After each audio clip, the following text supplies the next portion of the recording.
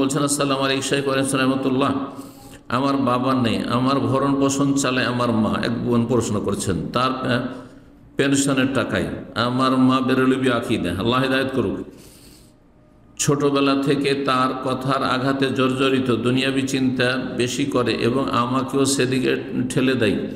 আমার বাবা আহলে হাদিস ছিল, কিন্তু তিনি মারা যাওয়ার পর আমি আমার মায়ের দ্বারা অনেক মানসিক টর্চারের শিকার হয়েছি। আপনার বাবা আহলে হাদিস কেমন আহলে হাদিস ছিল যে বেরলবি মাজার পূজারি বিয়ে করেছে? কোনো আহলে হাদিস যেন জায়েজ নয় যে এইরকম আপনার মাজার পূজারি বিয়ে করবে জেনে শুনে। আর যদি আনতে পারে তওবা না করে তার সাথে সংসার করা যায় না, কারণ বড় শিরকি আকীদা বিশ্বাসী না। নবী আলিমুল গায়ব, নবী হাজির নাজির, নবীর কাছে সাহায্য চাইতে হবে, নবী সব কিছু দিতে পারেন। আউযু বিল্লাহ। সালাফি শাইখদের দর্শ শুনলে শাইখদের সাথে আমাকে জড়ি এমন বাজে বাজে গালি দেই, বলার মতো না। ভাই আছে কিন্তু ভাইয়ের বউ বোঝা মনে করছে। আল্লাহ হিদায়াত করুক সবাইকে।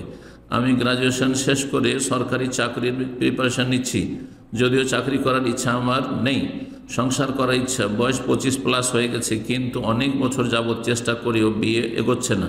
আল্লাহ সহজ করুন, আল্লাহ ভালো ব্যবস্থা করুন, উত্তম বিকল্প দান করুন। আমি একাডেমিক পড়াশোনা বাদ দিয়ে দিন ইলম অর্জনের চেষ্টা করছিলাম, কিন্তু পরিবারের কোনো সাপোর্ট না থাকায় একাডেমিক পড়ালেখার সাথে এখন চাকরির পড়াও পড়তে হচ্ছে। না হলে আমাকে অনেক অপমান করে মানসিক টর্চার করে, দিন ক্ষতির সম্মুখীন হয়। আমার জন্য এই পরিস্থিতিতে চাকরি করা কতটুকু মঙ্গলজনক হবে আমি বুঝতে পারছি না, কিছু পরামর্শ দেবেন। চাকরি করা যায় শর্ত সাপেক্ষ। যদি মহিলাদের মাঝে চাকরি করে তো জায়েজ, কোনো অসুবিধা নেই, যদিও তাতে কিছু অসুবিধার দিক রয়েছে। স্বামীর হক যথাযথ আদায় করা, ছেলে মেয়েদের হক পরিচর্যা যথাযথ আদায় করা, সেটা হয়ে ওঠে না। আবার স্বামী ডিউটি করে এসে ও আরামসে তো লম্বা হয়ে বিছানায় পড়ে থাকবে না, ঘুমাবে, আরাম বিশ্রাম করবে। কিন্তু আপনি একজন মহিলাকে, বিবাহিতা মহিলাকে চাকরি করে ডিউটি করে সাথে সাথে পাকশাক শুরু করতে হবে, তো ডবল ডিউটি। তো এই ডবল ডিউটি কেন বা নিতে যাবেন? বিভিন্ন দিকে ক্ষতির দিক থাকলেও শরীয়তে জায়েজ নয়। যদি ভালো পরিবেশে, যেখানে বেগানা পুরুষ একাকার হয়ে কাজ করে না, সেখানে মহিলারাই শুধু কাজ করে, এমন কোনো যদি প্রতিষ্ঠান হয়, আর এরকম প্রতিষ্ঠান খুবই কমই আছে, তাহলে জায়েজ।